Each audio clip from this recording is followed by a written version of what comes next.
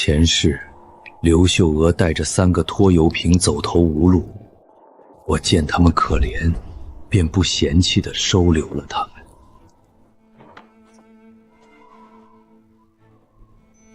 甚至不惜冒着生命危险进山打猎，无怨无悔地帮他把3个孩子养大，还给李卫国买了城里的工作。爸，你放心，我一定给你养老，把你当亲爸。帮李卫军娶了城里姑娘，让李卫红啃老大半辈子，结果这些我掏心掏肺帮扶一辈子的好儿女，却在我100岁大寿这天把我送上山，打算活生生的祭死窑。爸，上山祭死窑是咱这儿的规矩。等你死了，我们肯定给你多烧纸。林振东，你也别怪我们心狠，你的钱早被我们榨干了，不送你去死，还留家里吃白饭啊？没错，说到底，你当初收留我们，不就是惦记我和我妈的美色？刘秀娥、李卫国、李卫红，如果能重来一世，我一定要叫你们付出代价。振东，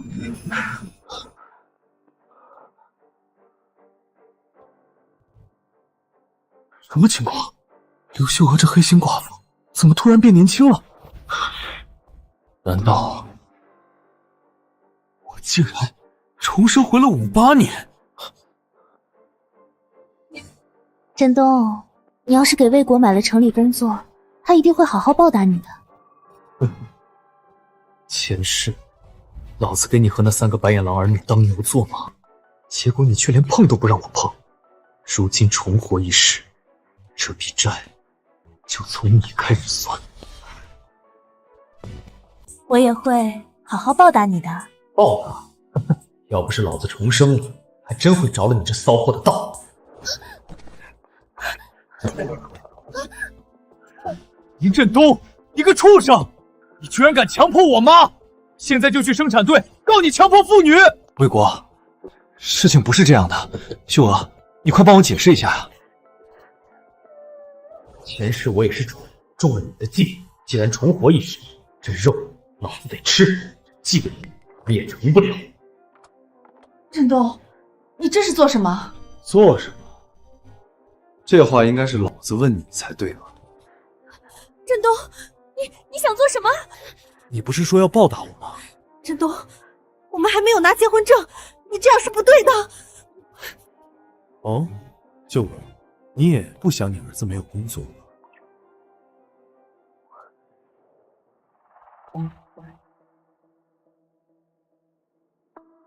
这里面动静不太对，不好！弟兄妈，开门！开门！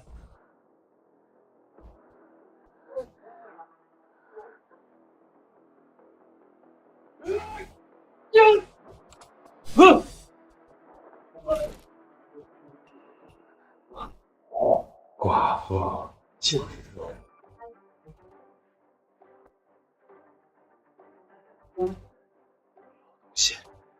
我是答应过婚前不会动我妈吗？你现在这是强奸！强奸？你们赖在我家2年，吃我的喝我的，在村里人看来，早就是一家人。还有，你怎么不问问你妈妈，是不是她愿意？我不管，反正你和我妈发生了关系，你就得拿钱弥补她。弥补是吧？没错。来，过来一点，我好好弥补你。你看老子这样弥补你，怎么样？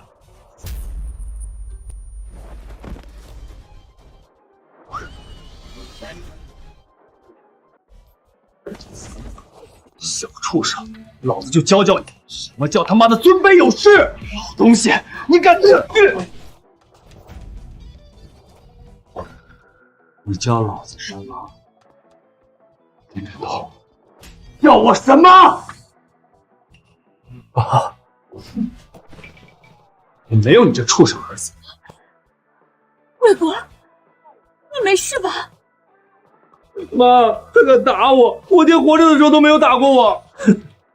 白眼狼，果然为我受益。妈，三哥，林爸，你就放过妈和大哥好不好？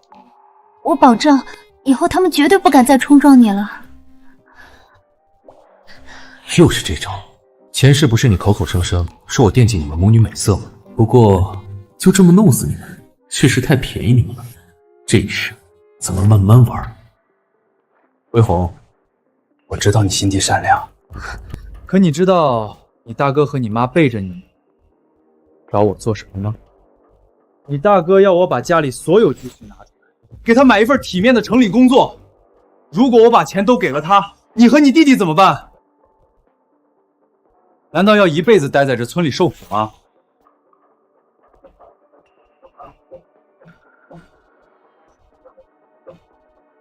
林振东，你放屁！你少理解我们兄妹！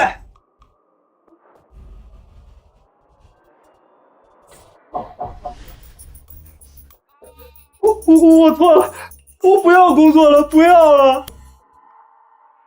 你们都听到了吧？魏国已经承认了。家里的情况你们是知道的，这几年我供你们吃喝，本来就没剩下多少钱，你妈还时不时拿钱回娘家贴补你们几个舅舅，这仅剩的一点钱啊，只够买一个城里工作。这手心手背都是肉，我问过秀哥，这钱要给了魏国，你们姐弟俩怎么办？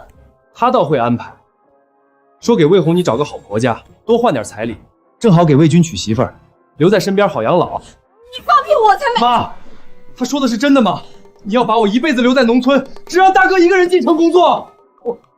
魏军，你听我解释，事情不是这样的。刘秀娥，你就是偏心老大这个四肢发达的蠢货！我是老大，妈给我找工作是应该的。你小学都没毕业，进城工作哪里应该了？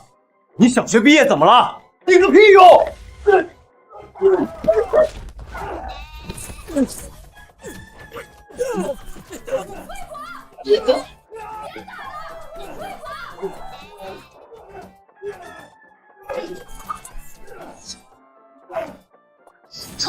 军，你要去哪儿？这都算是什么事儿啊？林爸，我也想进城工作，求求你了。就拿这个考验干你，哪个干部经不住这样的考验？不过嘛，你们三兄妹，林爸我最喜欢的就是你，可我手里的钱只够买一份工作。算了，爸紧着你一点，你晚上来爸的房间，爸跟你好好商量商量。林振东，你刚睡完我妈，现在又惦记我妹，别说老子对你妹妹没兴趣，就算有兴趣，你他妈告诉老子有问题吗？有问题就怪了。我都顺着你的话说了，你凭啥打我？老子就看你不顺眼！滚！林振东，我就滚！我妈和我姐都怕疼，轻点。林爸，我现在还没准备好。还真以为老子要的是你的身子，我要的是把我受到的伤害千百倍全还给你。魏红，不着急，你可以慢慢考虑。爸先上山打猎。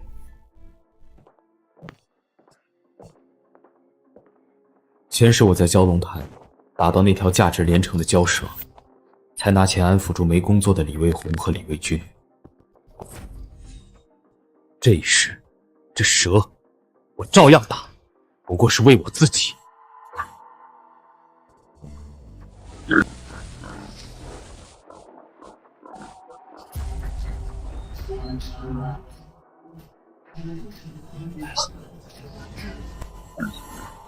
虽然不是那条蛟蛇，但这么大的野猪也不多见，总不能白来，关键动静小心。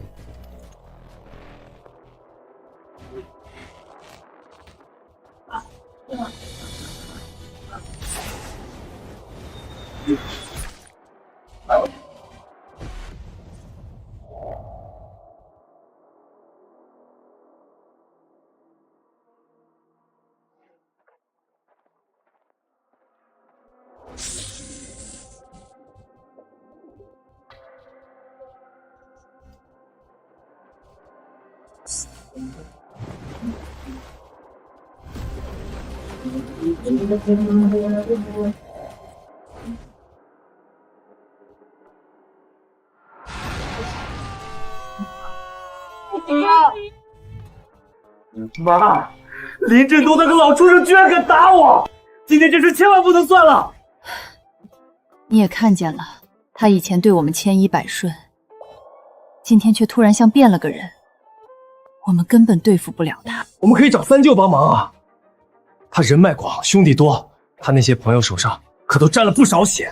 有道理，让你三舅狠狠给他点教训，让他自己把棺材本掏出来给你们找工作。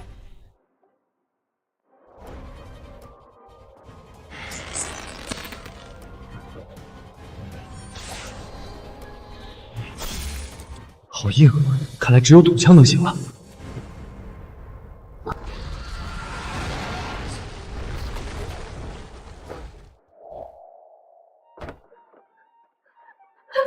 三哥，你可得替我做主啊！妹子，你这是咋了？你不是在林振东家住着吗？他娘的，是不是那个狗东西欺负你了？你哥说，哥给你出气。三哥，林振东不仅强迫我，还把魏国打了。你看看这打的，真是心疼死我了。妹子，你放心，三哥和这几个兄弟这就去替你报仇。今天不让他放点血，把家底赔光，那是三哥我没本事。走！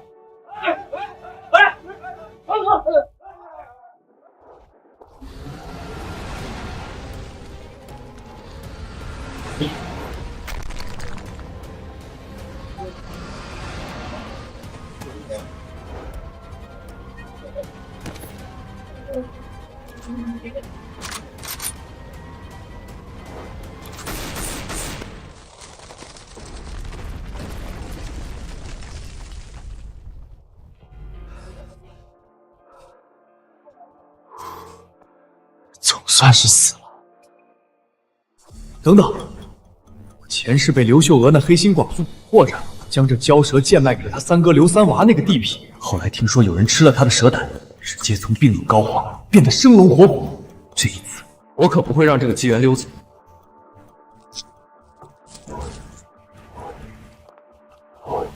传说中，蛟蛇胆如玉如珠，药效奇特，可以金换髓，难道是真的？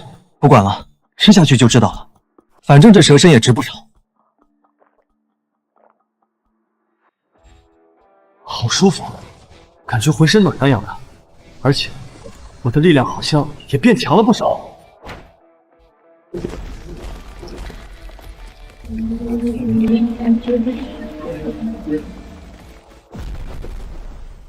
这，我的力量居然变大了这么多！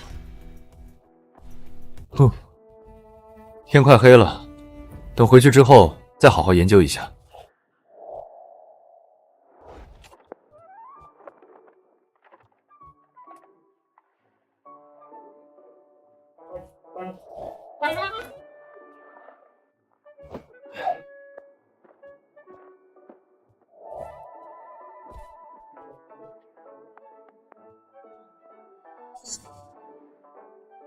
要不是力气变大，这蛇身只怕一次性都带不回去。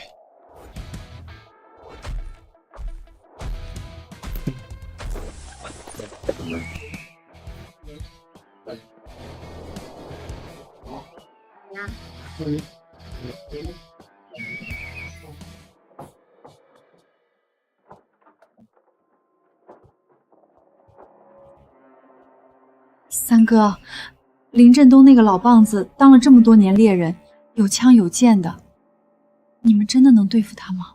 妹子，你就放心吧，老子让他一只手都能轻松捏死他。对了，这么晚了，林振东那个狗东西怎么还没回来？他究竟去哪儿打猎了？看方向，好像是后山的蛟龙潭。蛟龙潭，那个老东西竟然自找死路！三舅怎么说？难道那蛟龙潭真有蛟龙不成？那不是唬人的传说吗？魏国，谁告诉你唬人的？三舅脸上这道疤，你看见了吧？就是当年对付那畜生留下的。那畜生距离化蛇为蛟只差一步，当初老子也是跑得快，才捡回条命。要是换成你们，只怕早被那畜生一口一个没了小命。妈，怎么办？林振东那个老东西死了不要紧，可谁养我们一家？谁出钱给我买城里的工作？魏国，你别急，林振东是老猎人，肯定知道蛟龙潭的危险，会避着点。那就好，等那狗东西回来，必须让三舅好好收拾一下他，让他乖乖当牛做马，伺候我们一家子。你们在找我吗？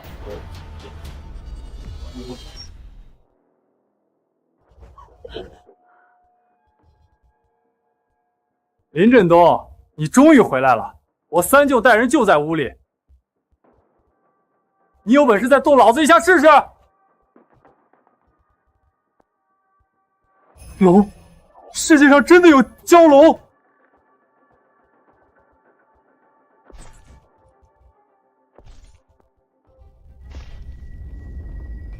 你不要过来啊！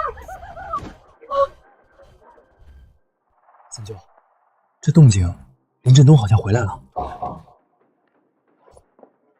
那还等什么？抄家伙，干他丫的！今天是虎，他得给我卧着；是龙，他得给老子！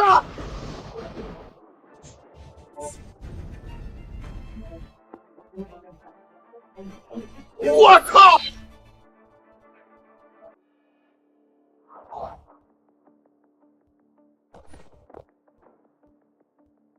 他们是你叫来的，还真想找你娘家人来给你撑腰。振东，你误会了，我就是找三哥来家里做客。做客，来这么多人，还拿着刀子。林振东，你少废话，老子就是来收拾你的，你又能拿我怎么样？敢欺负我妹子和侄子，今天我让你红刀子进，白刀子出！大哥，好像是白刀子进，红刀子出。我用你教，就你有文化是吧？拿不下他，信不信我让你白刀子进，红刀子出？兄弟，都听见了吗？大哥放话了，咱们一起并肩子上。这么多人，还怕他不成？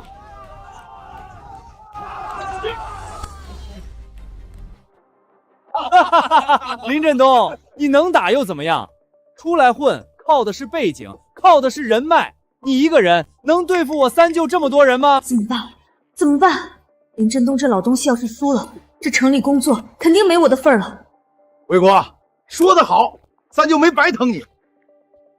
来，给三舅把烟点上。你是想让林振东这废物出钱给你买个城里工作是吧？没问题。你三舅这些兄弟哪个不是身经百战？三舅向你保证。这个烟都没抽完，就让他给你跪下道歉掏钱。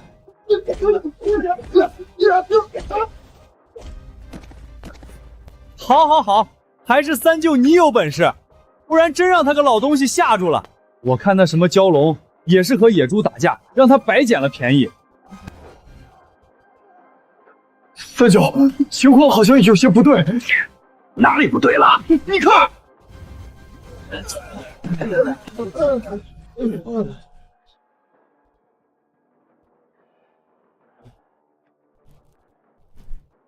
刘三娃，你们这么多人，貌似也不太顶用。现在想跑，不觉得晚了吗？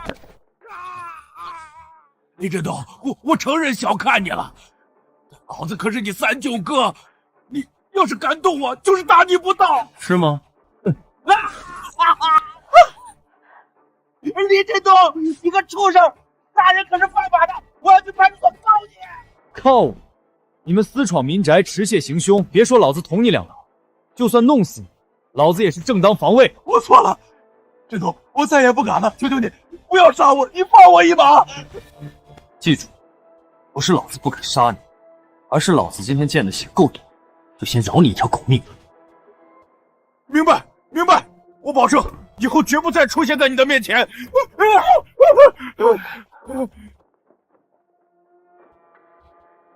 现在该你们了。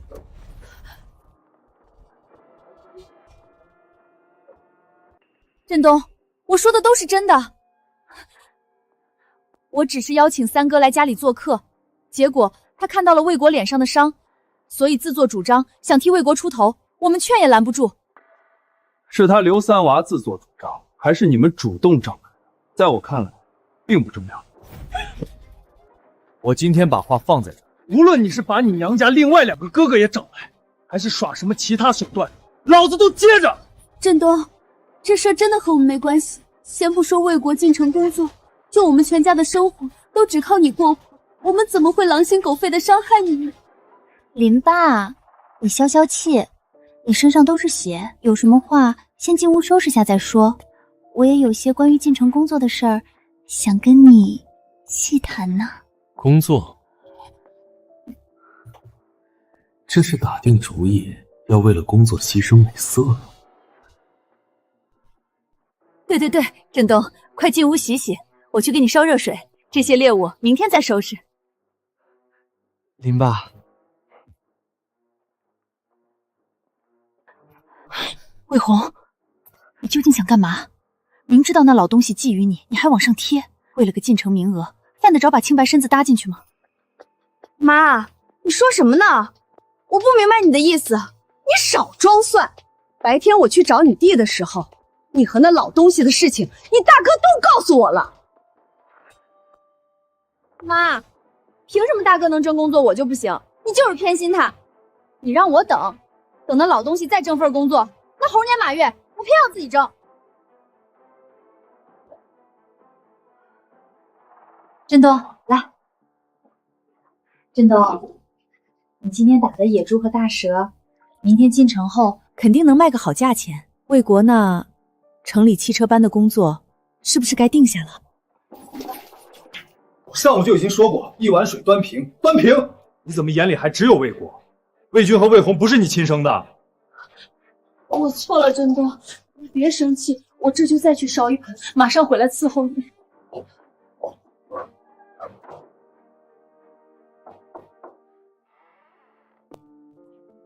爸，我来找你谈进城工作的事儿。有一说一，这个绿茶白眼狼的模样，身材确实周正，只可惜忘恩负义，蛇蝎心肠。魏红，你想怎么谈？爸，只要你把进城工作给我，我以后一定好好孝敬你。你想让我做什么，我都答应。真的吗？什么都答应？魏红，你怎么在这儿？你给我出去！振东，魏红还小，不懂事儿，你别跟他一般见识。我来，我伺候你。振东，你轻点，慢点啊！轻点个屁，都没领证，反正不是自己的自行车，老子站起来蹬。林振东，夺母之仇，不共戴天。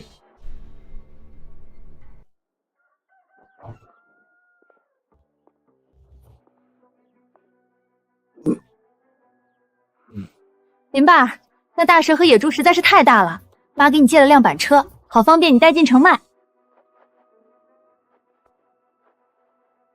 这只还做着我当牛做马，供你们进城工作的美梦呢，也就想想。这么大，老哥，你这是打算卖什么？老哥，我可得提醒你一句，现在各家寻常物资都不缺，钱缺金贵，你带了这么多来，只怕很难卖掉，除非是些不多见的稀罕物。我勒个乖乖，这么大的蛇，真的假的？我没眼花吧？这哪是蛇？你看看它那尖尖的脑袋，好像要长角了。这分明是龙，传说中的蛟龙。我这算不算稀罕物？算，这要都不算，那什么算？老哥，这蛟龙肉怎么卖？算了，不管什么价，都给我搁2斤。给我来3斤，5斤，还有我。居然真的卖完了，这2块还是特意留给镇南尝尝鲜的，不然只怕也剩不下。362.5块5，放在这年代，足够寻常人家过1年吃穿不愁的好日子。我要没记错，我前世贱卖给刘三娃，连这零头都没有。哥，刘秀娥那寡妇就没安好心，还带着3拖油瓶，他们就是把你当老黄牛，趴你身上吸血。镇南，他是你嫂子，前世真南没少劝我，让我多提防刘秀娥，我却把她的好心当作驴肝肺。如今重活一世，我才知道谁是真心对我好的。笨南，这是打算回所里啊？哥，你怎么又来了？我跟你说了多少遍了，刘秀娥和她3个儿女就不是知恩图报的主。你把棺材本拿出来给他们买工作，真的值吗？振南，你说的这些哥都明白，但这工作我还是要买的。哥，以你打猎的手艺，什么好女人找不到，就非要上赶着给那一家子吸血。不过不是买给李卫国他们，而是买给自己。买给你自己？没错，振南，说出来你不信，哥最近做了个梦，梦到自己对刘秀阿一家付出一切，甚至不惜和你决裂，到老了，却被他们生生祭死窑，等死。什么？他们怎么敢？哥算是彻底看明白了，他们都是喂不熟的白眼狼，只有我们兄弟之间，才是真正的血浓于水。哥，你总算清醒了。好，清醒就好。对了，哥，你想找个什么工作？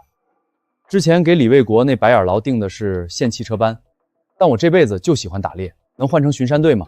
这样既有份正经工作，又不耽误我进山打猎采药。巡山队，这好办，咱这片区刚好有好几个巡山队员快退休了，我去找他们商量，肯定没问题。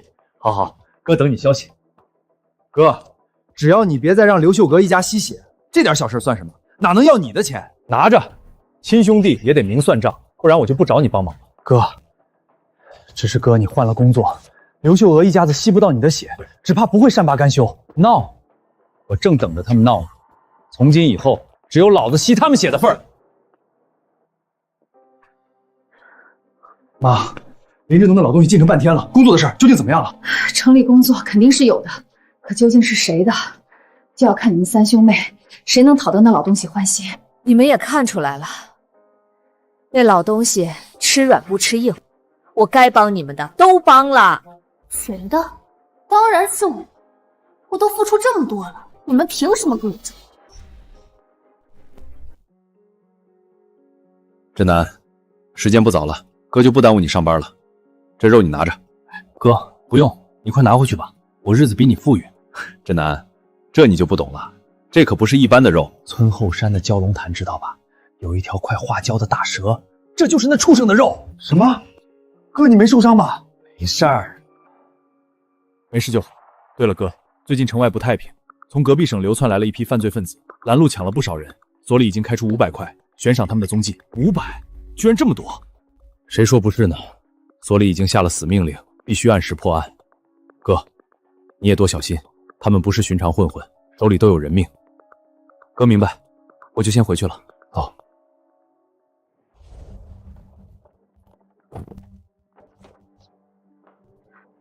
振东，累坏了吧？来，喝口水。林爸，我给你揉揉肩。换做前世，我哪有这待遇？只有我给他们当牛做马的份儿。事实证明，就不能给这些白眼狼好脸色。振东，工作谈妥了吧？你想好是给魏国还是魏红、魏军了？谈的差不多了，我决定给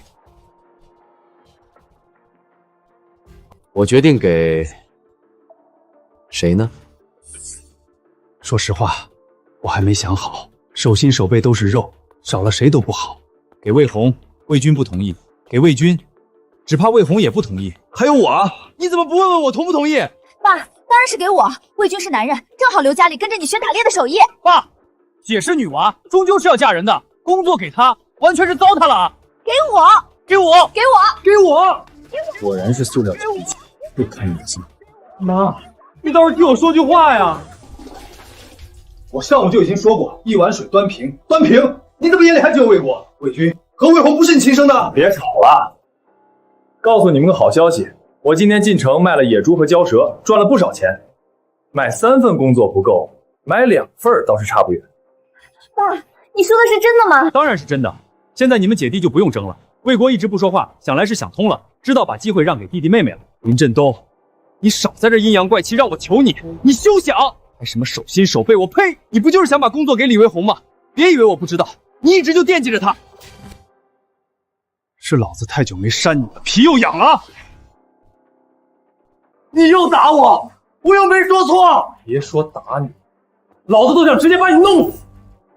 别以为昨晚刘三娃的事儿，老子没追究，你就轻飘飘接过去了。我今天就把话放在这次工作的确没你李正国的份儿，不管是1份还是2份，你都给老子一辈子待在村里吃土。哥，你看看，你又惹爸生气，你就不能懂事点吗？爸辛辛苦苦挣钱，你就这样报答他？没你的工作也是活该。我活该？我不懂事儿。好，就你们有良心，你们是一家人，我是外人，我走平了。妈，我说我要离家出走。我听见了。那你怎么不拦我？你弟弟上次离家出走，连村儿都没出，所以我算是看明白了，你们就是一时赌气。更何况我今天累得要死，才没立刻管你。迟早会后悔的。可恨的苍蝇走了，我们也该谈点正事儿了。舅哥，这2年我每月给家里补贴了不少，你攒下来一些吧，凑一凑，应该就能买2份工作。我哪有什么钱？家里这么多张口，早花完了。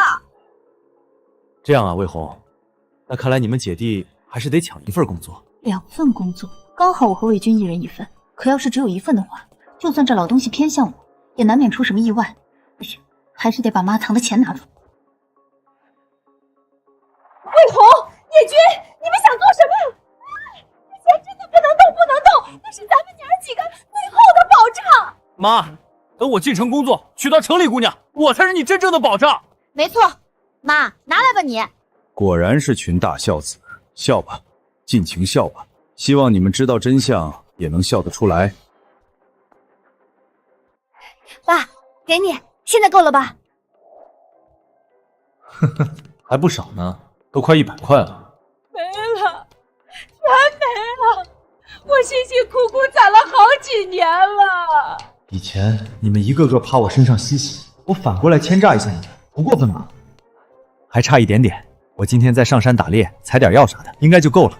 好，辛苦爸了，我去给你准备上山用的东西。还有我也去帮忙。不应该啊，野猪都是群居，上回打的那头还是母猪，按理来说附近应该有不少小猪仔才对。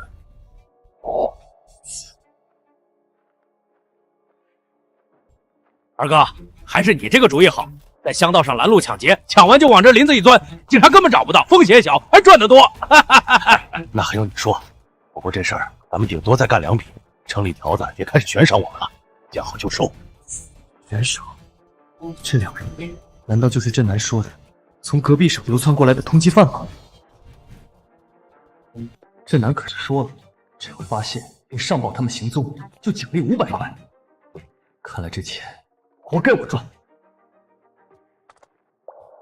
站长，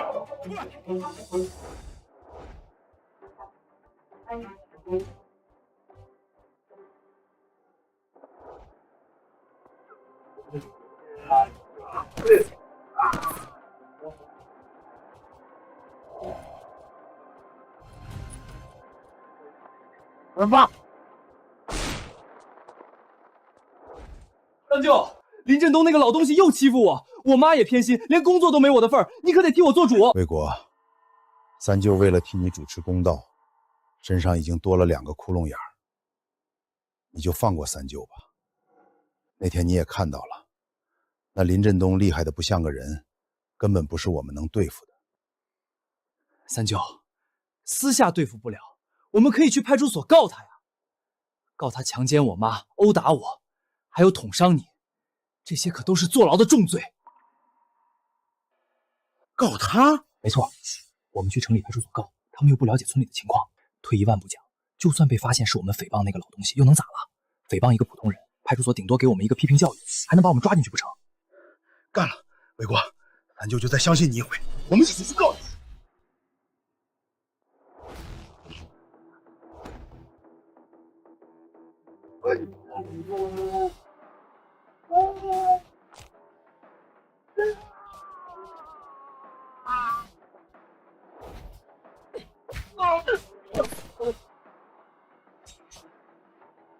兄弟，你是哪条道上的？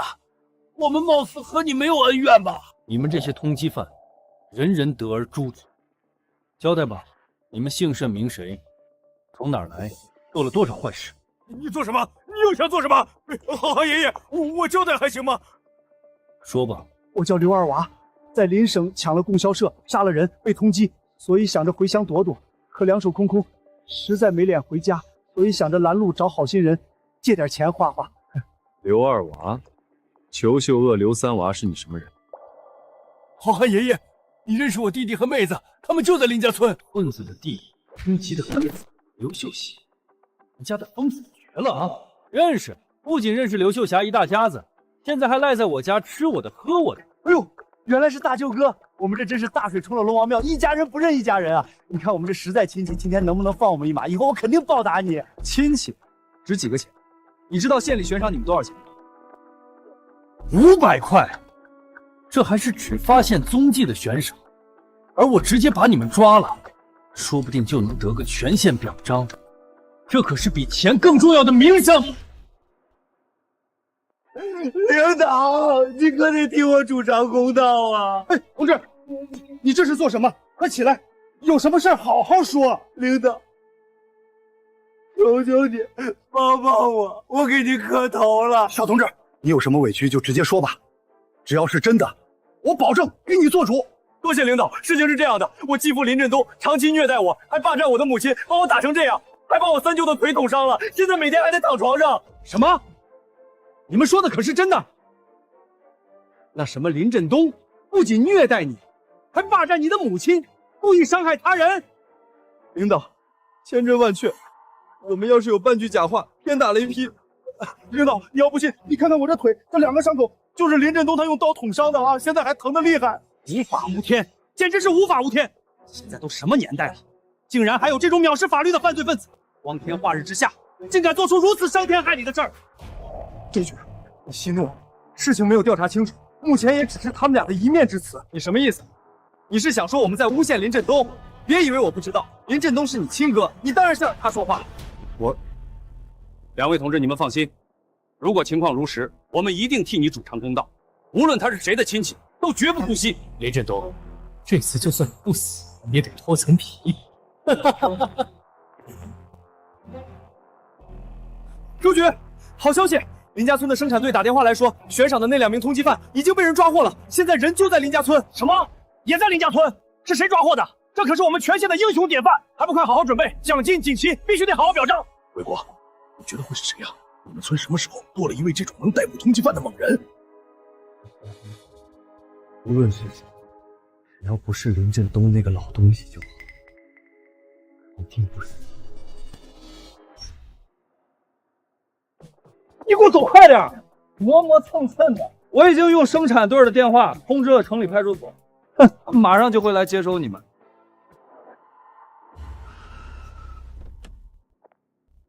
周局，你等等，我去把村里的所有人叫来。这种大快人心的时候，必须要让他们好好见证林振东的罪行。跟着魏国这步棋算是走对了。林振东啊，林振东，今天你最好的结果也是身败名裂。魏国，你这是做什么？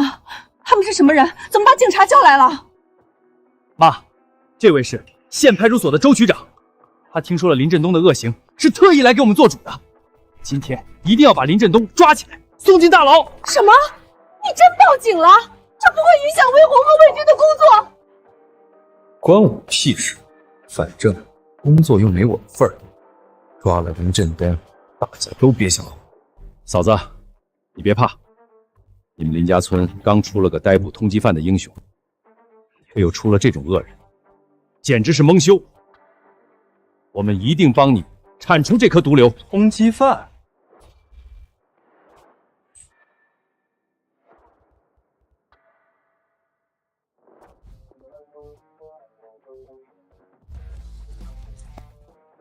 毒瘤？你们在说什么？领导，是他，又是他！周局，小心，他们俩就是那2个被悬赏的通缉犯。什么？同志，他们是你逮捕的？好好，你真是帮我们县里解决了一个大麻烦，我代表全县人民好好感谢你。领导，你言重了，这些都是我应该做的。身为村民，保护一方平安，是本分。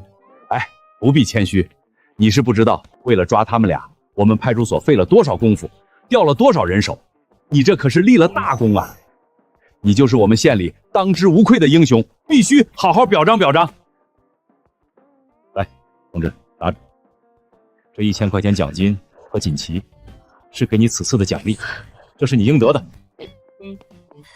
爸，你好厉害，居然抓住了通缉犯，还是2个，太厉害了！爸，有了这1000块奖金，我们的工作算是彻底有着落了。这下肯定够买2份工作了。这些是所里的奖励，我个人也可以给你一个承诺，以后你有什么麻烦都可以来找我，只要不是原则性的问题，我都可以帮你解决。怎么会？怎么真的是他？他明明该身败名裂，怎么摇身一变成了什么大英雄？魏国，现在不是想这个的时候。污蔑一个普通人和污蔑一个英雄模范完全是2回事，这要是被发现，我们俩都得完蛋。你倒是快想个办法，现在怎么办？这我也没办法，三舅，我们抓紧溜吧，这是最稳妥的办法。看不见我，看不见我，警察别注意到我。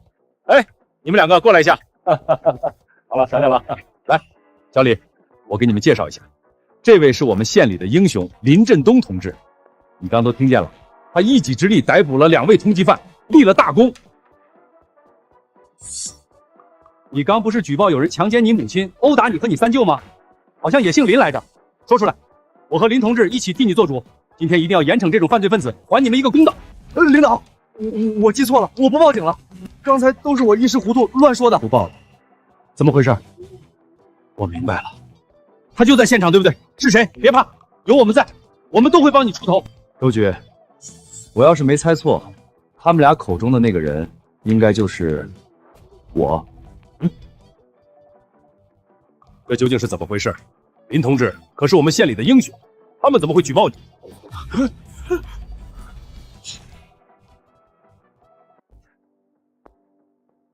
领导，还是我来说吧，我算是他的继父。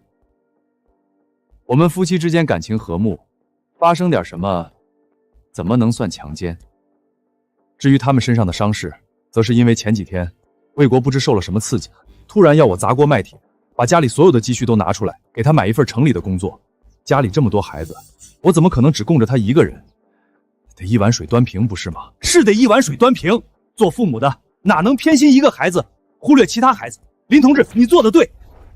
他呢，却不高兴了，觉得我偏心，居然连夜勾结他三舅刘三娃，带了10几个混混上门，还拿着刀子、棍棒，闯到我家里，想要抢钱和报复，我只得被迫自卫，这才不小心弄伤了他。我本以为他经此一事能长点教训，会有所收敛，万万没想到，他反而变本加厉，竟然跑到派出所造谣诽谤，还闹到领导您的面前，败坏我的名声，简直是胡闹，太不像话了！林同志供你吃穿，把你抚养成人，你不体谅他的辛苦就算了，还这样忘恩负义，不仅勾结外人闯宅抢钱，还造谣诽谤，简直是天理难容。林同志，你想怎么处理他们俩？你现在可是我们县的英雄模范，你如果不谅解他们，以诽谤和私闯民宅、持械行凶的罪名，足以让他们坐3年牢。什么？3年？不，我不要坐牢，我还年轻，我不能坐牢。我错了，求求你，你爸，我知道错了，你原谅我吧。魏国啊，事到如今，你都不愿意叫我一声爸。爸，我错了，求求你就原谅我吧，我绝对不敢了，我真的不想坐牢，我以后一定好好孝敬你，再也不惹你生气了。魏国，你叫我一声爸，我更不能让你误入歧途啊！我没办法教好你，所以还是让国家好好改造一下你吧，让你知道什么是礼义廉耻，什么是知恩图报。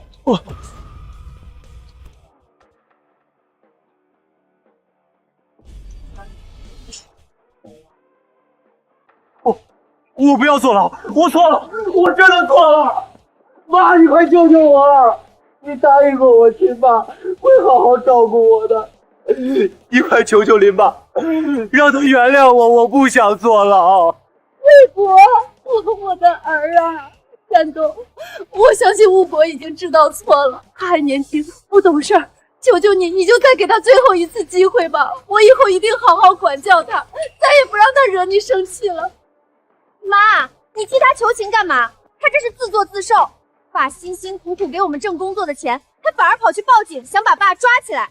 她坐牢也是活该。就是活该！你都想搅黄我们的工作，我们又何必答应他？果然是一家子白眼狼，亲兄弟说抛弃就抛弃，一点情分都没有。振东，求求你了，魏国，你先进去改造，好好反省，妈会替你求情的。等振东消气了，就把你接回来。我不要，我不要坐牢！你是我，刘二啊！事情解决了，林同志，我们就先走了。后续要是还有表彰，我们会提前通知你的。领导慢走。二哥，三弟，好久不见，没想到在这儿碰到你。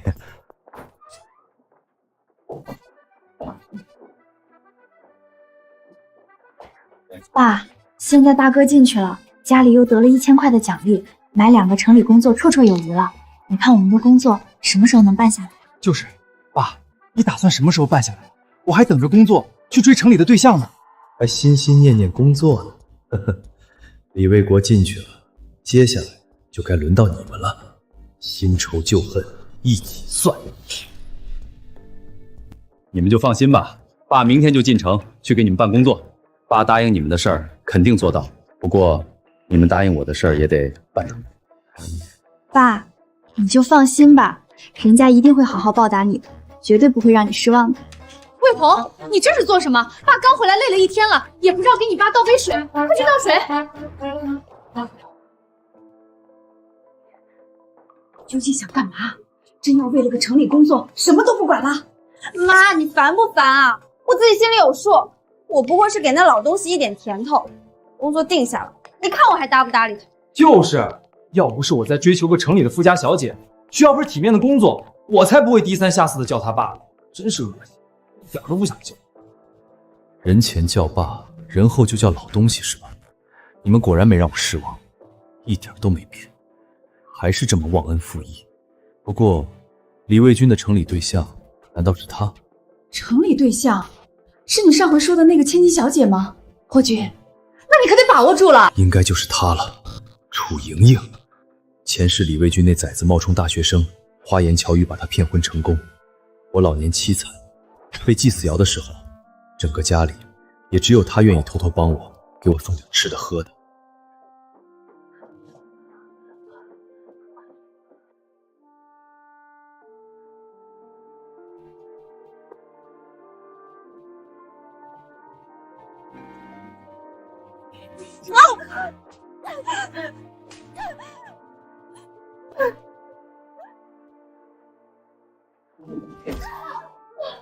贱人，你装什么好人？皮又痒了是吧？居然敢偷偷给这老东西送水，看我打死你！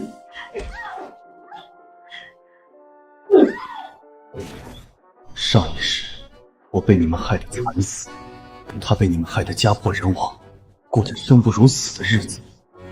这一世我绝不会让这种事再次发生。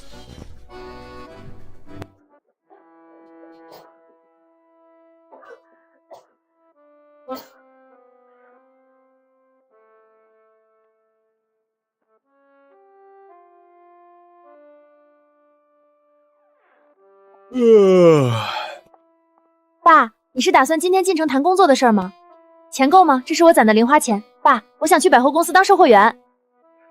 爸，这是我的，我不挑，我就想找个坐办公室的。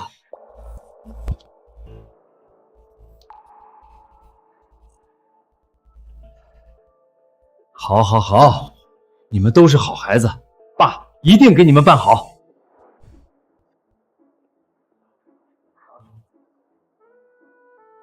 买个屁的工作！你们不是喜欢压榨我吗？那我花点你们的钱享受享受，不过分吧？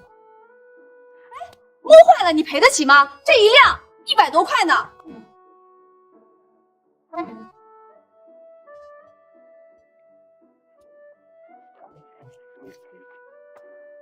我还真买得起，给我来一辆。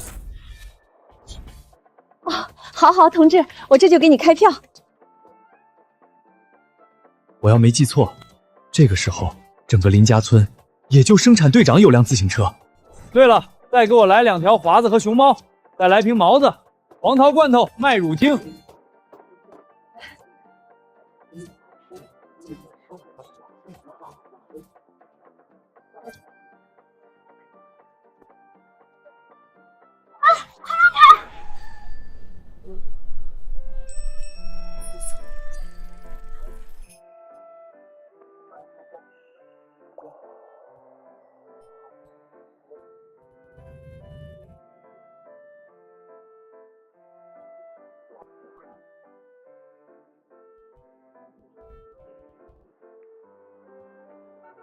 是他。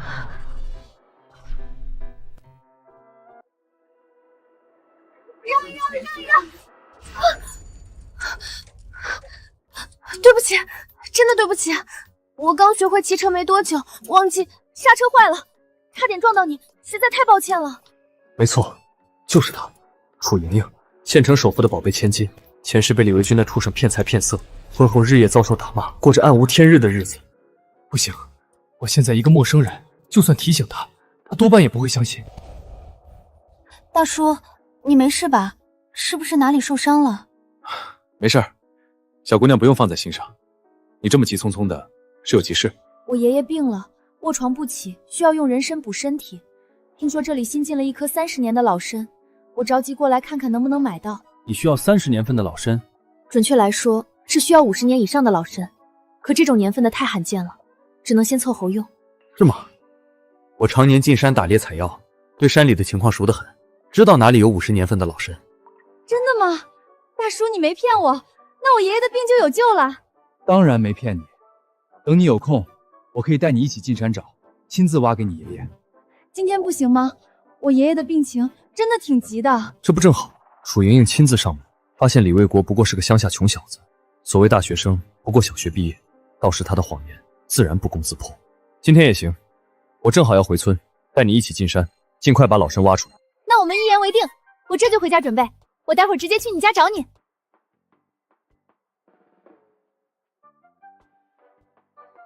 哥，难怪你不给刘秀娥一家西行，原来是攀上了咱县首富的宝贝女儿。别瞎说，我多大年纪，他多大年纪？说正事儿，巡山队的工作办成了吗？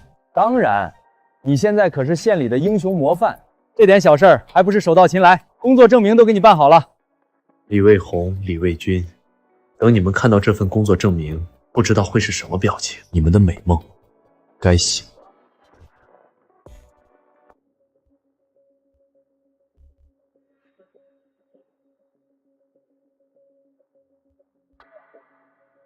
哟，藏什么宝贝呢？原来是在写情书，让我看看都有什么肉麻话。还给我，快点还给我！大海，你好多水啊！莹莹，你那么美，你知道我每天在大学有多想你吗？我的天，这谎话你也编得出来？还大学，小学也是刚刚毕业而已吧？你懂什么？这叫浪漫，你就是嫉妒我。等我有了城里的工作，和莹莹结了婚，我就是县城首富家的女婿了。到时候吃香的喝辣的，让你们都羡慕。首富女婿，你追的那个什么莹莹是县城首富的女儿？没错，莹莹就是咱县楚首富的宝贝女儿，长得漂亮又有钱。等我娶了她，我就真正飞黄腾达，再也不用看林振东那个老东西的脸色了。好，好，好，魏军，你可得好好把握住，这可是千载难逢的好机会。帮你们买下城里的工作，应该是林振东那个老东西的极限了。你要是能拿下首富女儿，我们一家就再也不用受穷了。放心吧，妈，那楚莹莹就是个不经世事的傻白甜。我跟她说自己是名牌大学的大学生，家住城里的洋房，父母都是干部，她居然真的信了，哼，被我耍得团团转。爸回来了，我们的工作办好了。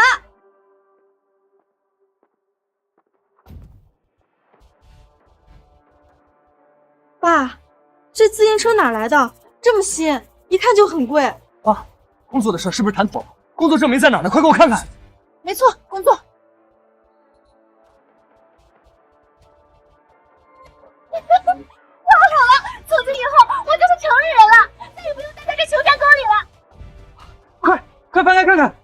作？是不是坐办公室的？在县巡山队现聘林振东同志为队员，任期3年。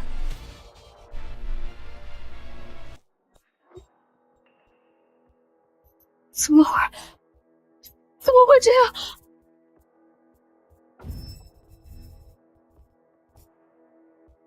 怎么了？振东，不是说给魏红和文军找工作吗？为什么变成你了？还是什么巡山队？是不是哪里搞错了？还能是为什么？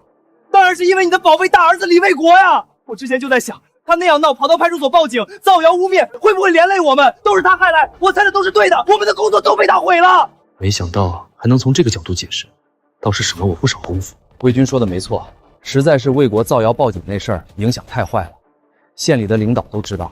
我原本托人想把魏红办去百货公司当售货员，魏军办去县五金厂坐办公室，可人家一听说我们家庭成员有劣迹，就怎么都不肯收了。李卫国就是个祸害，自己坐牢还不够，还连累我们。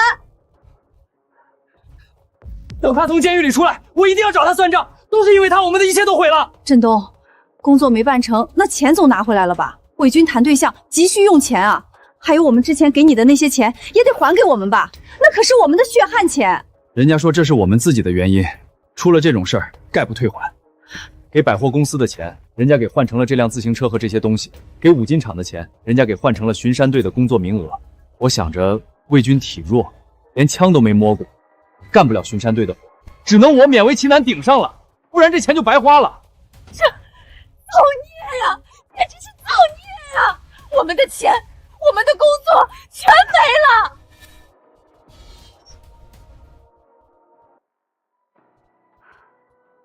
看来这就是你们俩的命，进城工作的事儿只能以后再想办法了。费尽心机，又是勾引又是争抢，讨好卖乖，到头来竹篮打水一场空，还把自己的零花钱都搭进去了。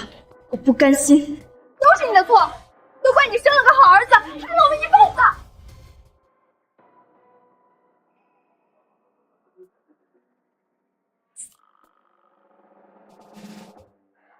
爸，工作的事没着落，那你看这自行车能不能给我用？我正追莹莹呢，需要一辆自行车撑门面呢。有了它，莹莹肯定会更喜欢我的。是啊，振东，魏军现在追的那城里姑娘可是县城首富的千金。魏军要是成了首富女婿，他肯定会好好孝敬你的，我们一家也能跟着沾光，飞黄腾达，不是？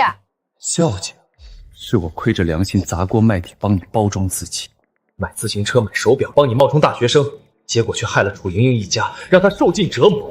这一世，你休想再利用我，休想再靠近楚莹莹一步。爸，你倒是说句话呀！我保证，等我追到莹莹，和她结了婚，就把自行车还给你，还会给你买更好的。还保证呢？按时间算，楚莹莹差不多已经到村口了。你还是想想，你的所有谎言被戳穿，会是个什么下场呀？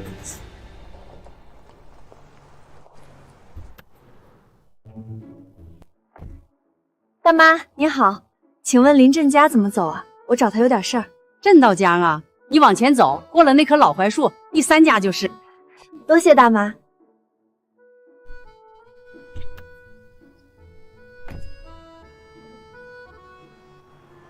这姑娘长得跟仙女似的，还开着小汽车，怎么会找林振东那个老猎户啊？说不定是找李卫军的。那小子天天在村里炫耀，说自己在追城里的有钱姑娘，长得漂亮，家境还好。谁说的准呢？林振东和刘寡妇可没领证，严格来说不算夫妻。我可听说城里人就喜欢老夫少妻，这姑娘说不定就是看上林振东了。爸，你就借我用用呗。还有，你能不能再给我拿点钱？我还得买身像样的行头，装成大学生的样子。说来说去和李卫国一个德行，都想趴在我身上吸血。算了，好戏才刚刚开始，总得让楚莹莹亲眼看看她的真面目。魏军，不是爸不给你，实在是爸身上真没多少钱。对了，那姑娘还有什么别的要求？还真有，她爷爷病了，急需50年的老参，你天天上山打猎采药，肯定能找到，快帮我找找。这个可以有，我刚也答应了一个姑娘，一起进山找参，正好顺路办了。只是你确定能拿下那首富女儿？首富家的姑娘眼光肯定高得很，你那点小把戏真能糊弄住她吗？放心吧，爸，楚莹莹就是个傻白甜，只要不被发现我假冒大学生，我说什么她都信。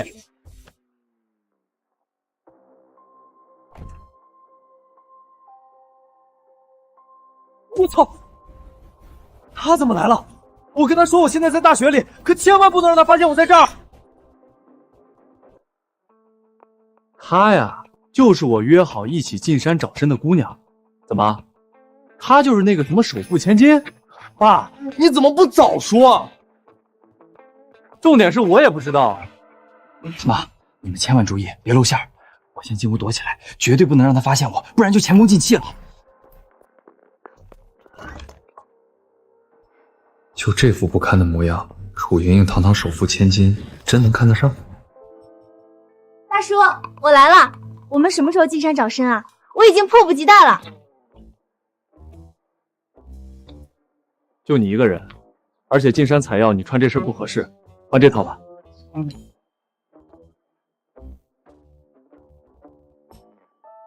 多谢大叔。那我在哪儿换呢？我们乡下没那么讲究，你随便找个房间就行。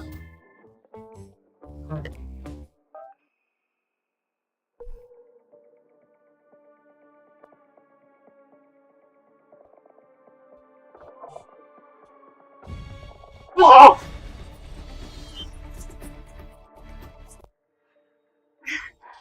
哎，楚小姐是吧？这个是我小儿子的房间，又脏又乱，你还是到那个房间换吧。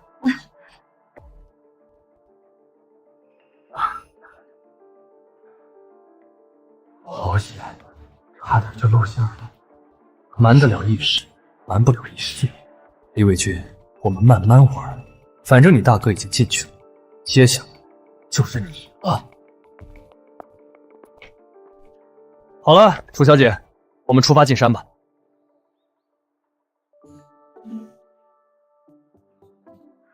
林叔，我能摸摸你的枪吗？我还从来没打过枪呢。只能摸摸，开枪的后坐力太大，你把握不住。大叔，你看我这样像不像一个神枪手？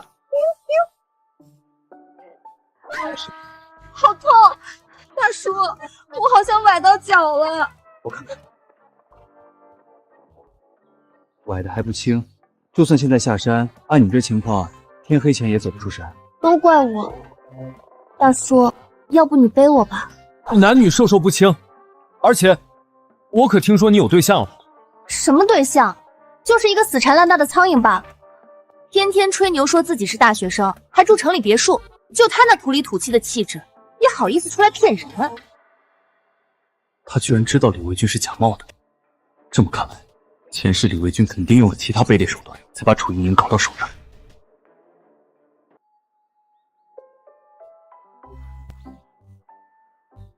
大叔，对不起，我给你添麻烦了。没事儿，你第一次进山，难免兴奋好奇。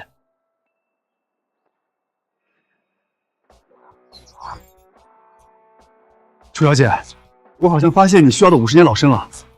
那太好了，大叔，谢谢你，我爷爷的病有救了。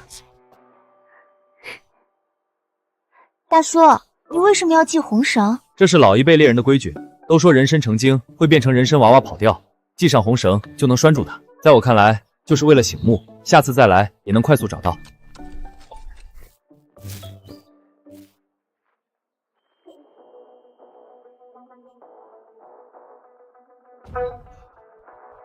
成了。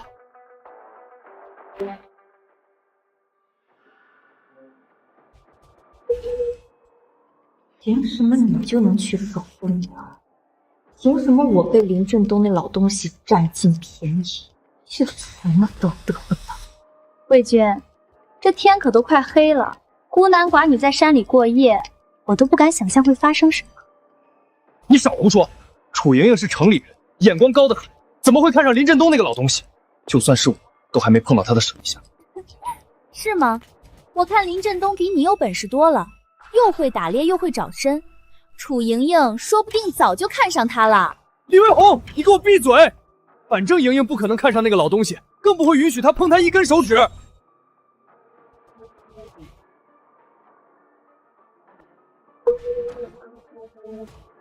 不动手指，改。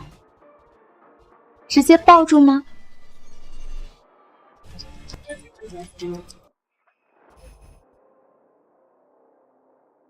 好啦，现在手也牵了，他们过来，快藏起来！你可千万不能暴露。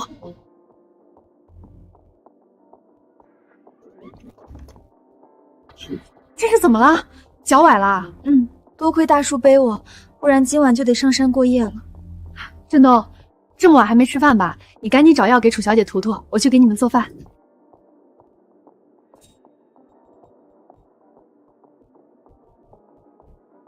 崴得挺重，得赶紧涂药，不然明天会肿得更严重。快，你出去帮莹莹涂药，绝对不能再让那老东西碰她。凭什么我去？你不是他对象吗？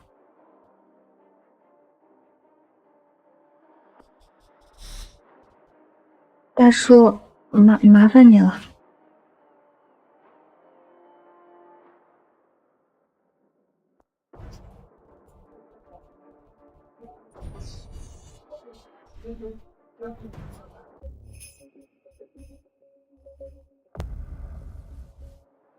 什么对象？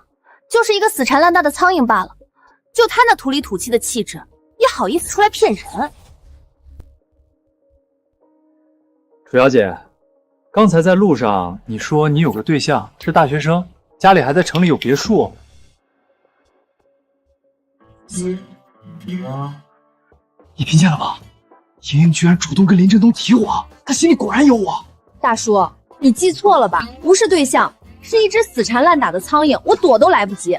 你是不知道，一句话他能写错2个字，还要用拼音代替，就这还敢冒充大学生，我都不好意思当场揭穿他。而且，相比他这种乳臭未干、不懂装懂的毛孩子，我更喜欢大叔。你这样成熟稳重、有真本事的男人，让人觉得踏实又靠谱。看来我说的没错吧？人家不仅没看上你，还早就把你看穿了。打一开始就知道你这大学生是冒牌货。死缠烂打，乳臭未干。我在莹莹的心目中居然是这样的！我不！不行，城里工作的事黄了，攀上楚家成为首富女婿，是我飞黄腾达的唯一机会，一定要拿下楚莹莹，就算不择手段也必须拿下。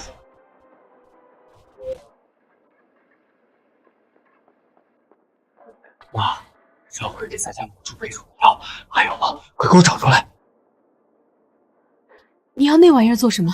你该不会是想……魏军，你疯了！那可是县城首富的千金，要是把他惹恼了，楚家动手指就能弄死我们全家。妈，真的不能再等了。楚莹莹看林振东的眼神都不一样了，明显是看上他了。生米煮成熟饭是现在唯一的办法，到时楚家就算再不愿意，也得认下这门亲。妈，风浪越大鱼越贵啊！就算真出了事，我就说是我一个人干的，跟家里没关系，绝对不会连累你们。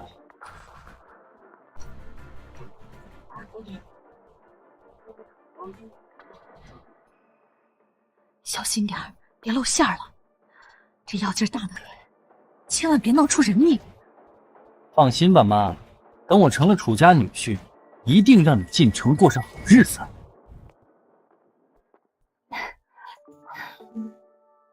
大叔，休息了一夜，我的腿是好了一些，但还是用不上力，只怕还是开不了车回去。要不我来开，送你回去。大叔，真的吗？你还会开车？我可是特意去市里学了好几天才学会的。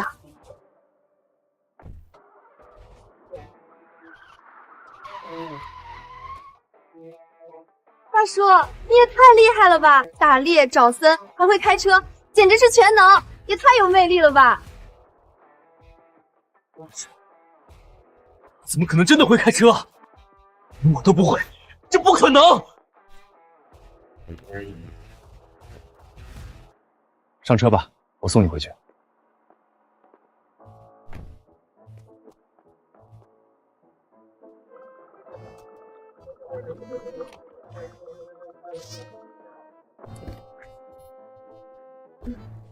这有首歌咋唱来着？我不应该在车里，应该在车底。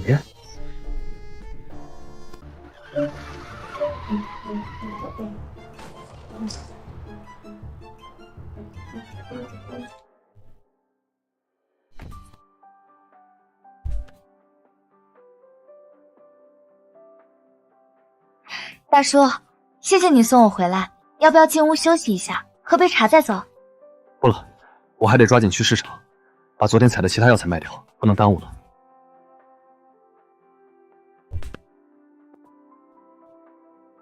对了，这是你需要的50年人参，快拿去给你爷爷煎药，别耽误了病情。大叔，这是你好不容易才找到的宝贝，我都没跟你谈价钱，你就这么给我了？什么宝贝不宝贝的，你爷爷的病要紧。大叔，你放心，我绝对不会让你吃亏的。等我脚好些了，就把参钱送到你家，到时我还要跟你一起进山，我绝对不会再拖你后腿了，我发誓。好，我等你。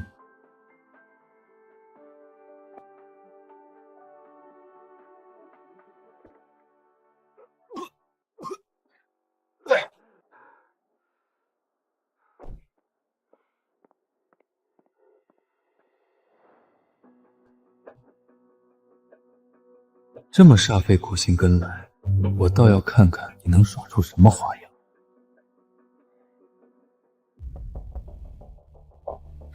你怎么又来了？我都说得很清楚了，我不喜欢你，而且我已经有喜欢的人了。果然是林振东那个老交际，我到底哪里比不上他一个乡下老头？哇，这都是你逼我的。哼，以后别再来纠缠我了，我不想再见到你。莹莹，等等，我知道你不喜欢我，今天来我没有别的意思。只是想请你吃顿饭，就当是我们最后的告别。吃完这顿饭，我以后再也不会来打扰你了。你说的是真的？吃完这顿饭，你就再也不来纠缠我了？莹莹，你先坐这儿，我去点菜。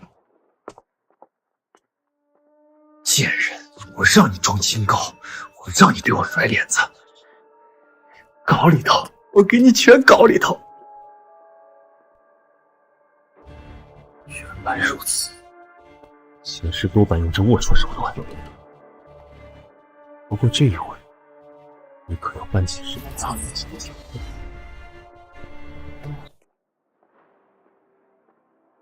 爷爷，上菜还需要点时间，先喝点水润润嗓子吧。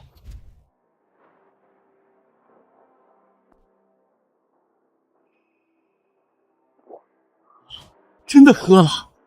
现在只需要等药效发作，管你什么首富千金，到时都得跟个母狗一样跪在我的胯下，任由我摆布。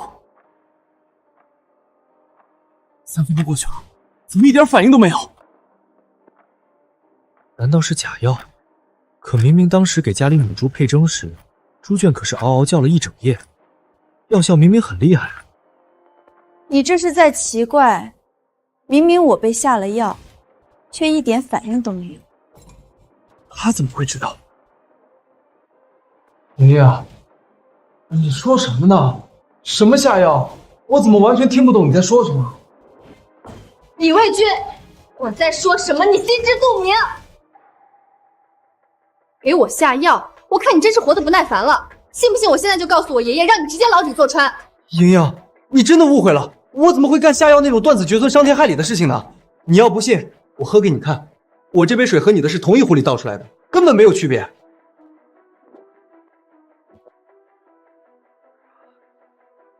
太热了，是这天太热了，屋里又不通风。你看，我没事吧？我真的没下药，你就是误会我了。都这样了，还嘴硬是？怎么会这样？明明我只在你的水里下了药，为什么我会变成这样？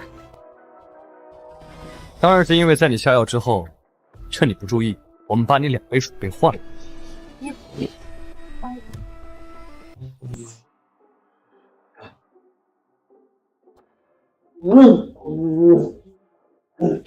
这药下的有点多，如果不及时缓解，怕是会出人命。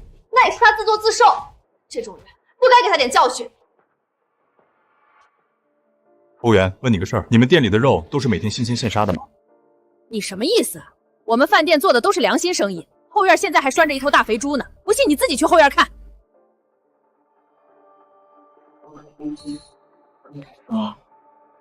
香。走，把他抬到后院去，让他好好缓解。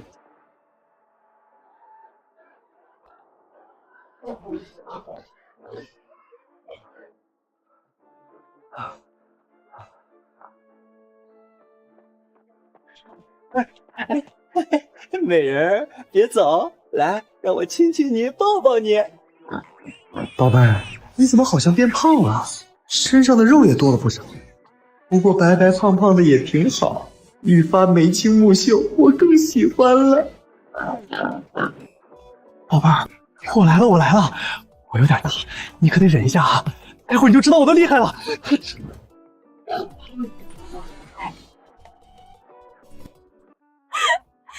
大叔，你也太损了，居然能想到这样的办法，不过也真是太解气了。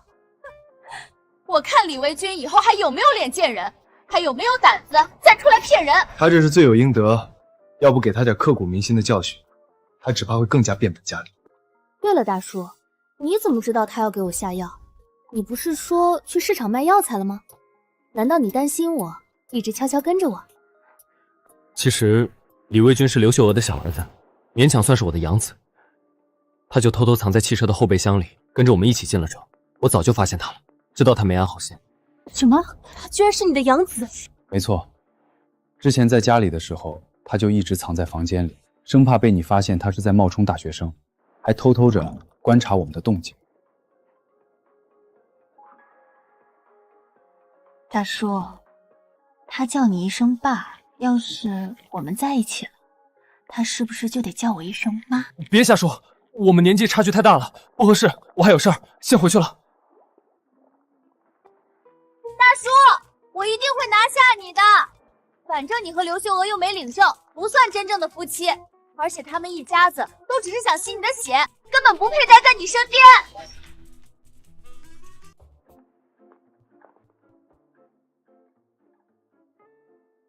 这年代的女孩都这么生猛直接吗？前世的时候怎么没发现楚音是这样的性格？振东，你可算回来了。卫军呢？他跟你一起进城，怎么没跟你一起回来？他和楚小姐的事成了吗？卫军，我进城是送楚小姐回家，压根儿没和她在一起啊。你们说的事成了，又是什么意思啊？没事没事，就是伪军出门前跟我保证，说一定会拿下楚小姐，让我们都跟着沾光，过上好日子。我有点担心他。妈，你和李卫军肯定瞒着我们做了什么，快说，你们到底又做了什么？魏红，我说了，你可不要生气啊。你弟弟这样做也是为了我们这个家。其实他打算给楚小姐下药，生米煮成熟饭，让楚家不得不认下这门亲事。下药？刘秀娥，她疯了吗？那可是楚家的千金，县城首富的宝贝孙女。她花言巧语，冒充大学生去骗楚莹莹，算她胆子大。可她居然敢给楚小姐下药，这已经不是她一个人的事儿了，这是要连累我们全家给她陪葬了。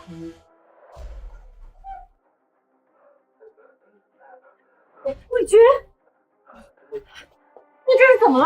怎么弄成这副样子？楚小姐呢？你们的事到底怎么样了？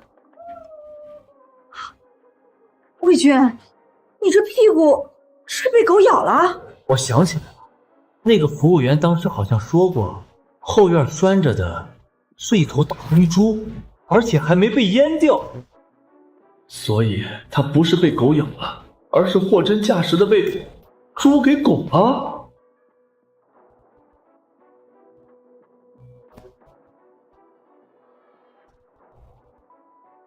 魏军，这到底是怎么回事啊？事儿究竟成了没有？你和楚小姐到底怎么样了？你倒是给妈一句话呀！妈快急疯了！妈，来不及解释了，现在真的没时间说这些。你快帮我收拾几件换洗衣服，再拿点干粮，我得连夜出去避避风头，不然就真的来不及了。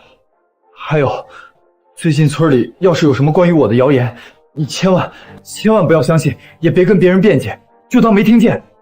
谣言吗？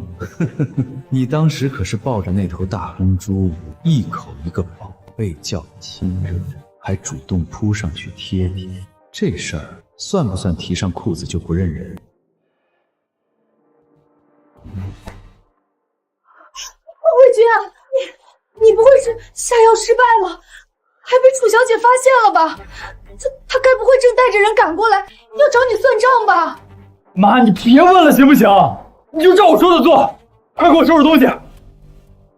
这事儿和楚家没关系，我之所以要跑，是因为……领导啊，你可得替我做主啊！那个天杀的畜生丧心病狂啊，把我们饭店的黄花大贵猪给生病糟的。现在他还躺在饭店后院，累得口吐白沫，站都站不起来了。领导，你可得替我做主，让那个畜生赔偿我的损失啊，不然我没法交代呀。领导，你要不是帮我抓住那个畜生，我就不起来，我今天就在这儿耗着，不吃不喝，直到你们把他抓来给我赔罪赔偿损失为止。同志，你先起来，先冷静一下。你要是没描述错他的外貌特征，我大概知道你说的是谁了。我现在就带你去找他赔偿，这总行了吧？真的吗，领导？你没骗我？他在哪儿呢？快带我去！我要敲锣打鼓的去找他，我要当着全村人的面问问他，他怎么能下得了手？他怎么那么丧心病狂，连一头猪都不放过？我之所以要跑，是因为到底是什么啊？魏军，都这个时候了，还有什么说不出口的？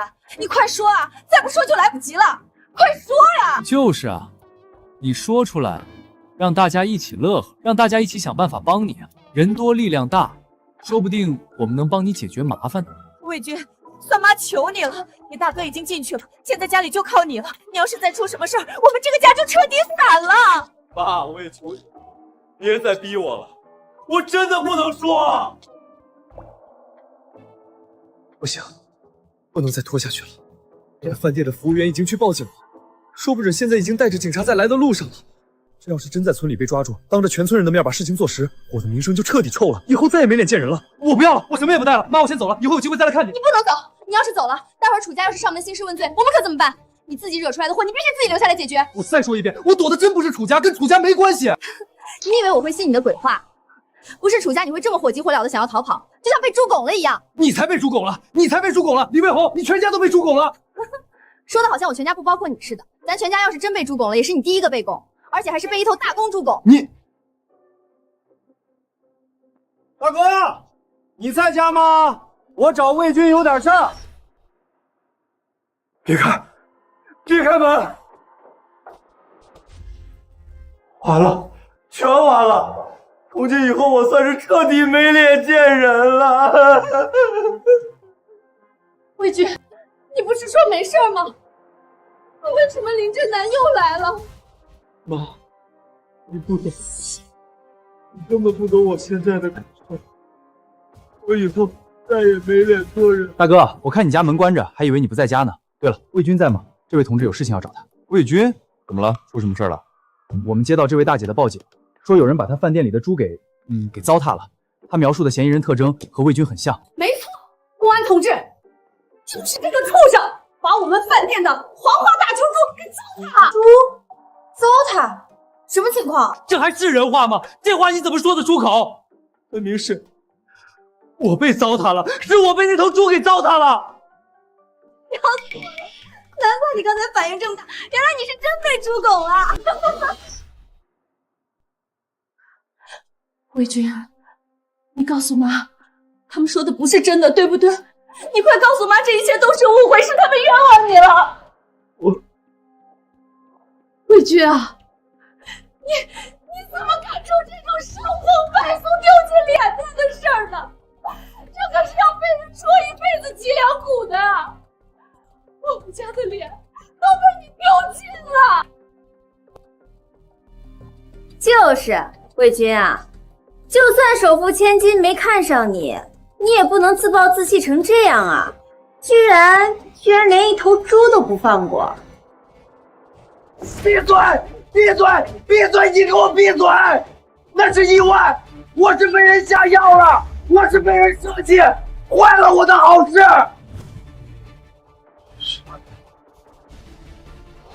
当然是因为在你下药之后，趁你不注意，我们把你2杯水给换了。最好别让我知道你是谁，不然我一定和你不死不休。放药，现在说这些还有什么意义？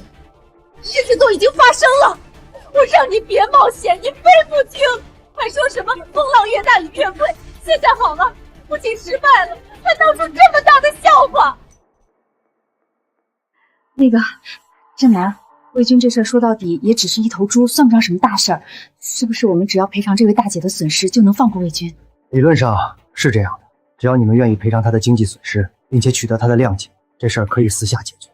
哼，也别说我欺负你们，这头猪是我们昨天刚买的，价格不贵，一共花了39块8毛钱。但是他把我们那纯洁无瑕的黄花大灰猪糟蹋成那样，必须得付精神损失费。对，就是精神损失费。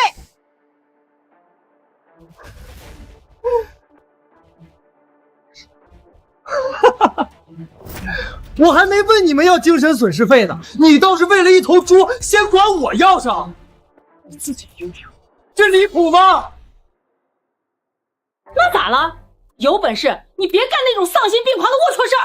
少废话，一共算60块，1分都不能少，赶紧掏钱，我就不追究了，也不把这事儿到处宣扬。都这时候了，你还计较这些干什么？60块就60块，破财消灾。你难道想和你大哥一样进去坐牢吗？振东，我最后的私房钱之前都被魏红他们抢走了，你能不能……秀娥，你也是知道的，我的所有积蓄都拿去给魏红和魏军买工作了，结果工作没买成，钱也退不回来了，我现在也身无分文。没钱？我就知道你们这种人根本拿不出钱，真是晦气！我早该想到的，你们要是有钱，他也不至于连一头猪都不放走。公安同志，既然他们没钱赔偿，那就把他抓去看守所，等他凑够钱再放他出来。魏军，我也只能按规定处理了，跟我回派出所一趟吧。我要坐牢！我是被人设计了，有本事你们去把那个害我的人抓住！为什么要抓我？设计？那猪圈可是你自己扑进去的，没人。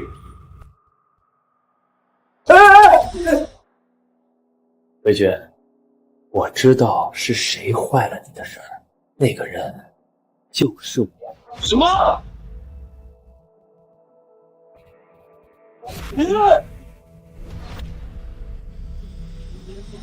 还敢动手？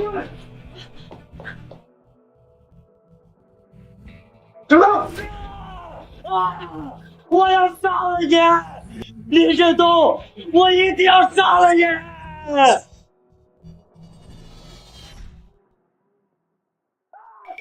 来是个疯子，难怪会干出那种龌龊事儿，居然莫名其妙对自己父亲动手。哥，那我就把魏公也带走了。放开我！林振东，你这个畜生！你给我等着，我迟早会回来报仇的。回来？以楚家的能量，再加上你这些破事，你这辈子只怕都出不来了。你给我等着！振东，你究竟和魏军说了什么？他怎么突然变成这样？妈，你这话就不对了。魏军失心疯跟爸有什么关系？我看他就是自己做错事儿，不想承担责任，和李卫国一样，都是咎由自取。没说错吧，爸？这是觉得李卫国和李志军都进去了，能一个人吸我的血，想的挺美。魏红，他们可是你亲兄弟，你怎么能这样说他们？没错，魏红，魏国是个自私小人，我们可以不管，但丽君平时还算孝顺，我们不能真不管他。没错，所以我打算从今天开始，咱们全家一起赚钱，早日帮伟公缴清赔偿款，把他救出来。赚钱？我们包括我和魏红吗？爸，我这身娇体弱，从小没干过重活，我这细嫩的小手哪里能赚钱啊？肯定会被累坏的。用这个赚！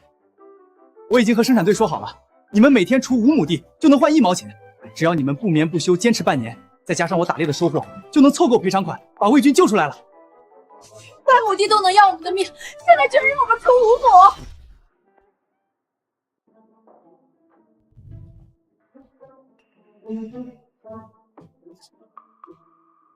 起床了，该去上工锄地了。再不起了，今天的工钱就没了。那什么时候才能给魏军缴清赔偿？妈，咱们真要听那老东西的话去锄地吗？你都多久没干过这种粗活了？不干又能怎么样？你刚没听他说吗？为了攒钱给魏军赔偿，家里都不开火了，只有去生产干活，才能在食堂蹭到饭吃，不然就得饿肚子。以前也没看出来他这么重视李卫军啊！为了他，让我们去干这种苦活。前世老子让你们吃香的喝辣的，你们却把我的付出当理所当然，还把我送进祭死证。这一世要让你们好好体验赚钱的痛苦。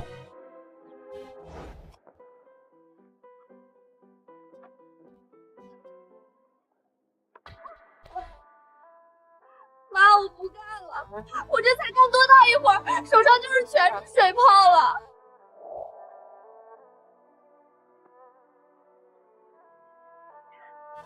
以前只觉得林振东每天上山打猎很轻松，我们顿顿有荤腥，从没发现现在赚口饭吃也这么难。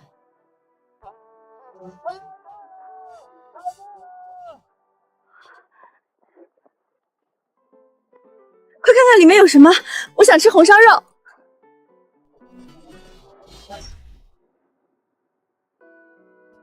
这都是什么？我不要吃这些。按照时间算，李卫红母女现在应该正在地里吃糠咽子里，这都是他们应得的报应。上菜喽！红烧大鲤鱼，糖醋里脊，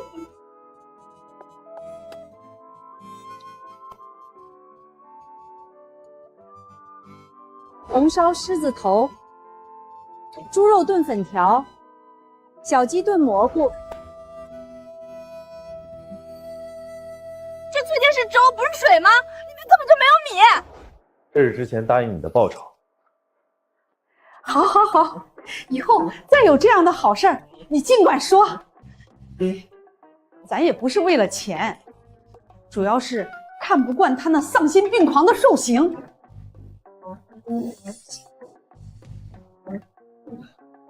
大叔，你不是躲着我吗？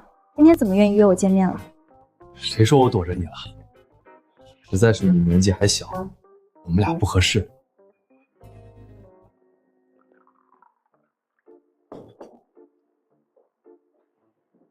我都20了，哪里小了？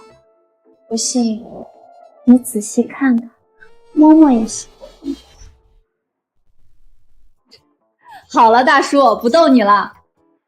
说正事儿，多亏了你上一回找到的50年老参，我爷爷的病好多了。这是卖参的钱，你拿着。这么多？哪里多了？这才200块，50年的老参可遇不可求。足够了，这已经远超市场价了。要不是爷爷不让，我都想给你1000块呢。对了，这些是我最近采的药材，你看看有没有爷爷需要的。大叔，这是30年的灵芝，50年的三七，还有这80年份的天麻，这些药材价值连城，足够顶我们小半个楚家了。你都是怎么找到的？这才到哪儿？这些只是我靠着前世的记忆，把山里最外围的药材简单找了一遍而已。往里面走，还有更多宝贝。现在我看爷爷还怎么说你穷，说我们门不当户不对。只是大叔，刘秀娥一家子要是知道你赚了这么多钱，肯定又会来吸你的血。他们没机会了，该收拾的都收拾了，两世恩怨也该彻底了结了。收拾？你打算怎么做？大叔，带带我也要一起。放心，少不了你的份儿。我会让他们乖乖自投罗网，除非他们真愿意受一辈子折磨。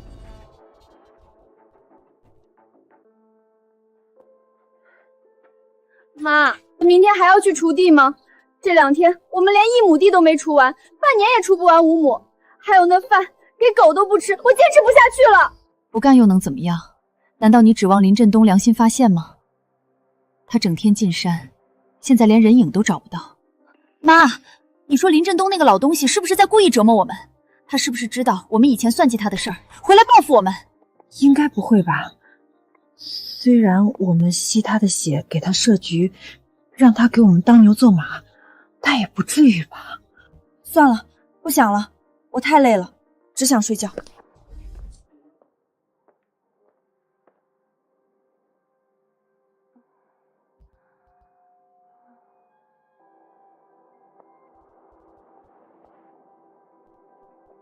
爸，上山祭死爻是咱这儿的规矩，等你死了，我们肯定给你多烧纸。林振东，你也别怪我们心狠，你的钱早被我们榨干了，不送你去死，还留家里吃白饭啊？没错，说到底，你当初收留我们，不就是惦记我和我妈的美色？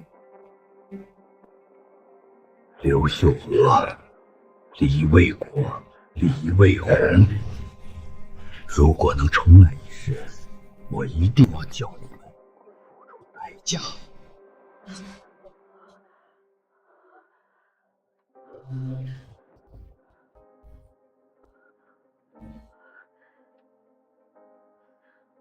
妈，你该不会也做了那个梦吧？难道你也……等等，魏红，那该不会不是梦？是林振东的前世，他是重生回来报复我们的。应该不会吧？世界上怎么真的有重生这么离谱的事情呢？肯定是我们最近太累了，才做了同样的噩梦。可这是唯一的解释啊！如果林振峰前世是被我们祭死窑冻死的，他回来报复我们，那他做的所有事就都说得通了。性格突然大变，又逼着我们锄地受苦。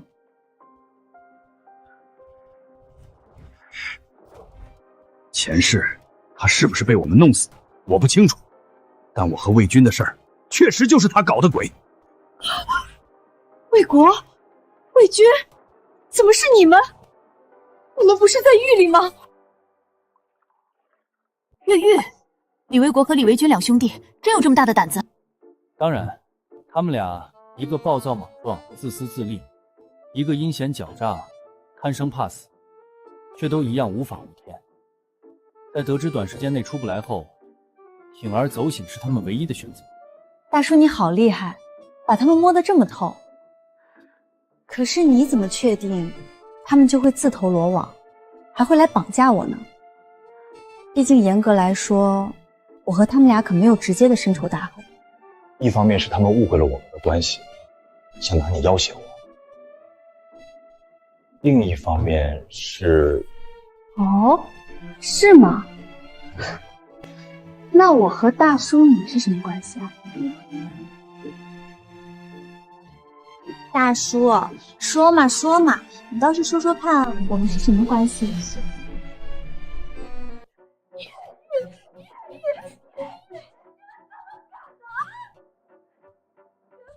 是坐几年牢，还是赔点钱的事儿？现在再被抓住，那下面……妈，事儿都已经到了这个地步了。而且你知道我被抓那天，林振东那个老东西说了什么吗？说了什么？他说，就是他调换我给楚莹莹下药的水，也是他把我送进中学的。不仅是魏军，我仔细想了想我的事儿，也感觉一切都像是被林振东那个老东西牵着鼻子走的。可就算真全是他搞的鬼，又怎么办？你们又对付不了他。对付不了他，可以对付他在意的人，可以对付楚玲玲啊。没错，我和伟军已经商量好了，绑架楚莹莹，不仅能报复林振东那个老东西，还能勒索楚家。而且，只要有了钱，我们全家就能换个地方重新生活。可是，妈，你刚不还说，万一我们做的梦都是真的话，林振东绝对也会报复我们俩的吗？我们好像也就只有这么一个办法了。大哥，魏国和魏军越狱，现在所里找他们都忙疯了。你怎么突然把我叫来楚家，还特意叮嘱别让人看见？大叔来了，他们真来了，全被你说中了。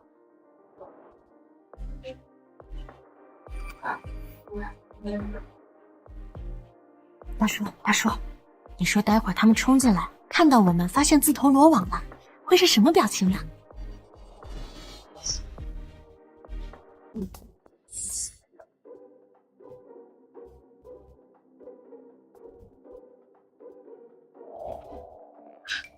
魏军，楚家可是首富，真的没事吧？妈，你就放心吧，我已经调查清楚了，整个楚家现在只有楚莹莹在家，所以我们唯一应该担心的就是有人突然从门外闯进来。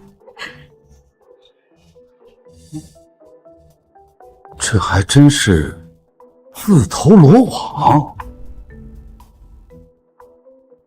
不愧是首富家，这装饰一看就花了不少钱。再有钱又怎么样？待会儿还不是我们的。楚莹莹是楚家唯一子嗣，只要我们绑了她，楚家什么条件都会等。乐君，你居然调查的这么清楚，那等我们拿到钱，你会放过楚莹莹吗？那就要看她能不能把我伺候舒服了。谁让她不识好歹，居然和林振东那个老东西勾搭在一起。老东西，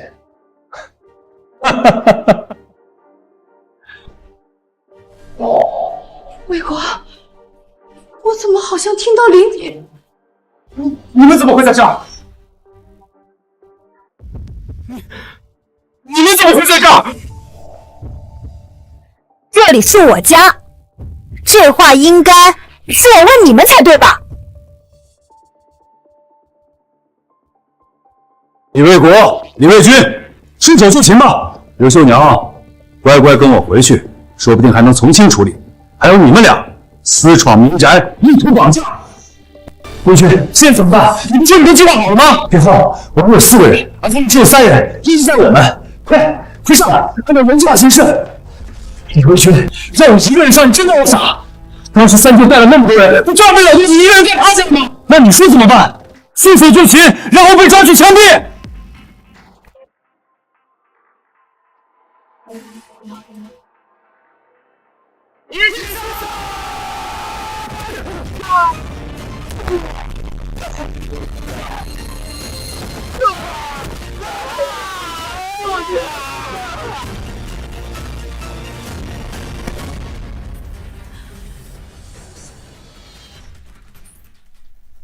抓住他们，应该足以让你立个大功了吧？我立大功？大哥，这不行，他们是你抓住的，我也没帮上忙，我不能抢你的功劳。而且你听我说，光把他们带回所里，对我来说就已经是不小的功劳。也行，从今以后我们都要好好的。走吧，走吧，跟我回所里。说实话，我是万万没想到。没错，你们这……我想起来了，是一家人就得长长齐齐。真的，没错了，这下面看在我们夫妻一场，看在我这么多年的份上，你就放我一马吧。没错，只要你放过我，我什么都答应你。我一定把你伺候的舒舒服服。伺候？没错。你们这对蛇蝎心肠的母女，白送我也不能要。白送都不要，那你之前我只不过是在戏弄，只不过是为了在你最高兴的时候将你从天堂坠入地狱。事实证明，你为了工作，为了利益，果然不要脸的出卖尊严和一切。不应该是这样的。哼，没错，更何况大叔已经有我了，你以为他还能看得上你？振东，他只是图一时新鲜，一没有钱，二没有本事。